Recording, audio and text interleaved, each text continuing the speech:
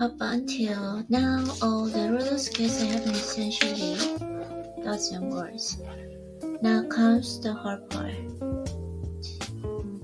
Putting all the wisdom you gathered from the first four roller skills into action.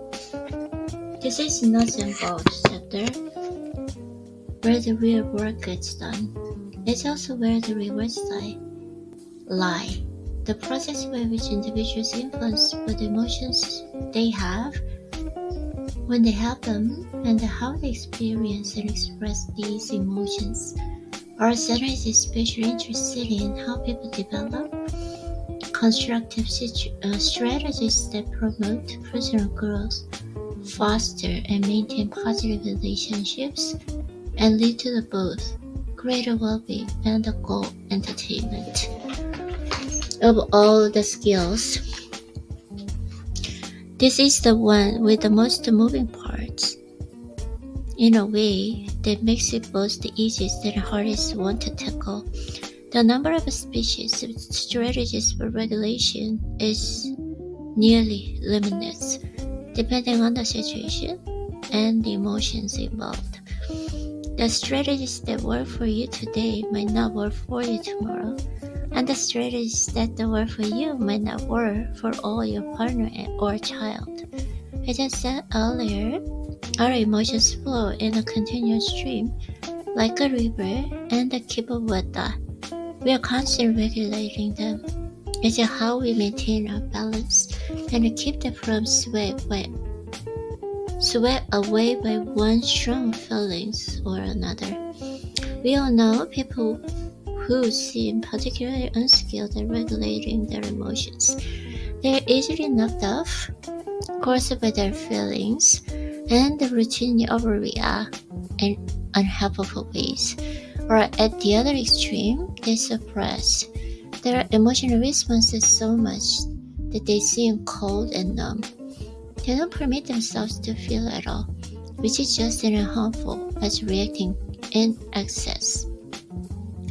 So you see, you've been doing it all your life. You just didn't know it was a skill. A caregiver who reliably provides the physical and verbal comfort and reassures the infant teaches it that emotional distress is manageable. A caregiver who does not provide such support teaches the infant that he or she may be at the mercy of their emotions, and this way, co-regulation is the precursor to healthy self-regulation. In adult relationships, co-regulation can be intentional. As when we speak smoothly to someone who's upset or try to inspire someone's interaction, you are jealous and furious or bored, and automatically with the signals my mood is altered. We all constantly affect each other's emotional state, but now calm and rational. But human minds and emotions aren't so nearly organized, and we don't process information one piece at a time. Often we regulate before we are even fully conscious of what we are feeling. Someone is rude to you at work, and your brain instantly jolts you from the peaceful grin into the fiery riot control of angry activation, ready to defend your dignity. Without thinking, you take a deep breath and get some distance. That's regulation, specifically implicit or automatic regulation. The first category is a strategy that literally keeps us alive.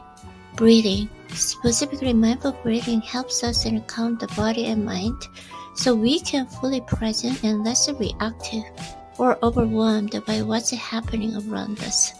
The second category we call forward-looking strategies. This simply means that we anticipate something will cause an unwanted emotion and either steer clear of it or modify our physical environment.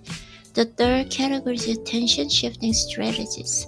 This takes many forms, but all are based on the same principle, that we can temporarily impact an emotion by diverting our emotion away from its source It can be as simple as turning on the TV, walking away from the stressful encounter, or repeating a positive phrase to ourselves. The fourth we'll call cognitive reframing strategies. We first analyze what's ever triggering an emotional experience and then find a new way of seeing it. Essentially, transforming our perception of reality as a way of mastering it. Finally, I'll introduce the meta moment, a tool which helps us act as our best selves would, as opposed to reacting and overreacting to emotional situations. I'd like you to take 2 minutes to pause, get comfortable, and breathe naturally. If it will help, you can time yourself. Begin now. How'd it go? Did you even do it? Or did you just keep reading? If you did try it, how did it feel? Did you get impatient, anxious, bored? Did your mind wander? Maybe it was the first time. You've taken a minute for yourself all day, and you feel calm and centered.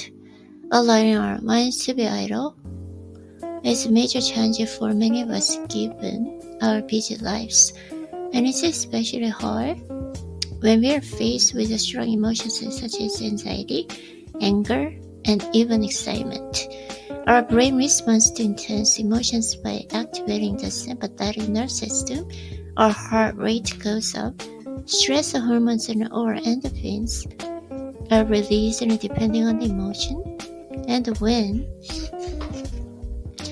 pressured, we prepare to flee or freeze. Mindful breathing helps us to hit the brake of the activation of our stress response system by decreasing our heart rate.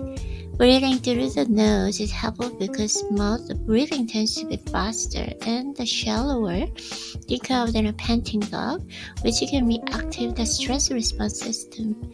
And when we count our breaths in a repeated calming phrase while breathing, we regain balance and control because the area of the brain in charge shifts from the brainstem to the motor cortex. Breathing also helps us reset the automatic nervous system by activating the parasympathetic nervous system and inhibiting the sympathetic excitatory one.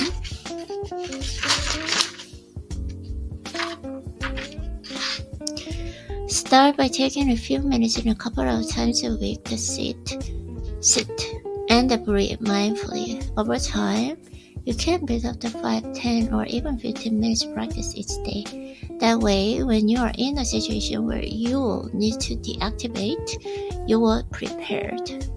Do your best to remove distractions such as your cell phone. Get comfortable, close your eyes, and then lower your eyelids.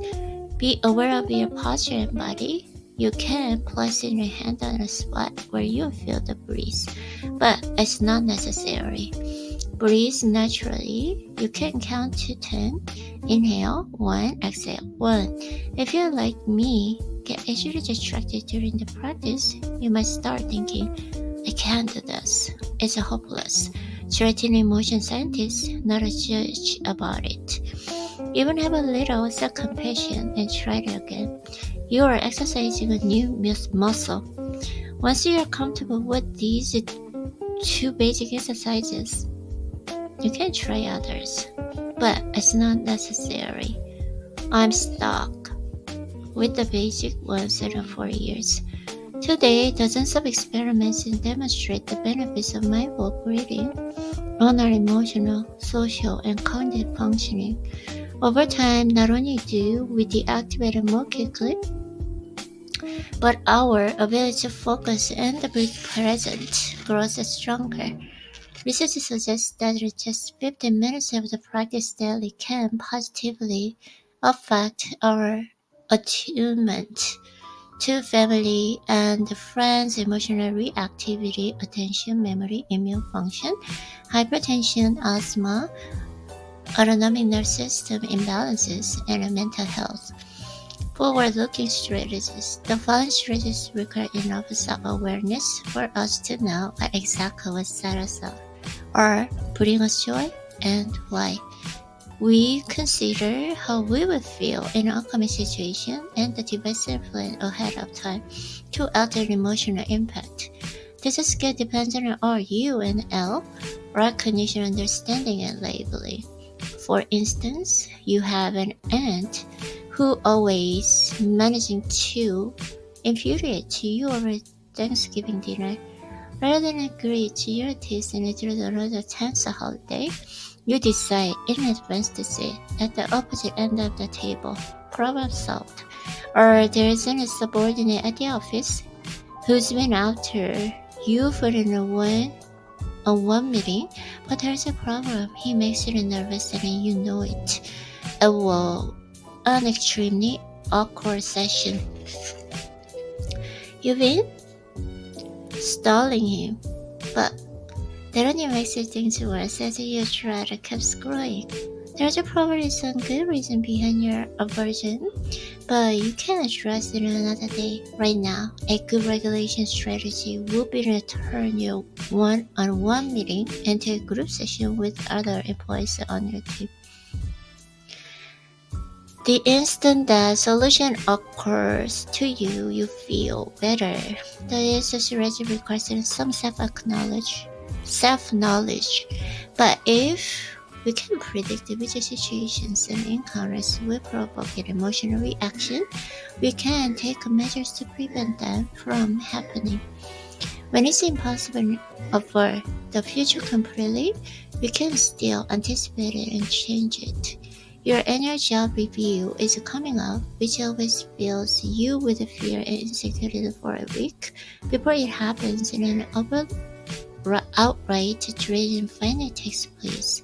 But if you try to imagine every possible scenario, all the criticisms, all your performance style, your boss might bring you up, and the other calm. Well, reasons response, you will make in response. You might not hear usual stammering. Depends on yourself when the time comes. Likewise, avoidance is just a strategy. It doesn't sound like an advisable one, but it can be usable under certain circumstances. I won't go to the certain restaurant because they have amazing fries and I can't resist them. So I stay away and save myself a lot of anguish.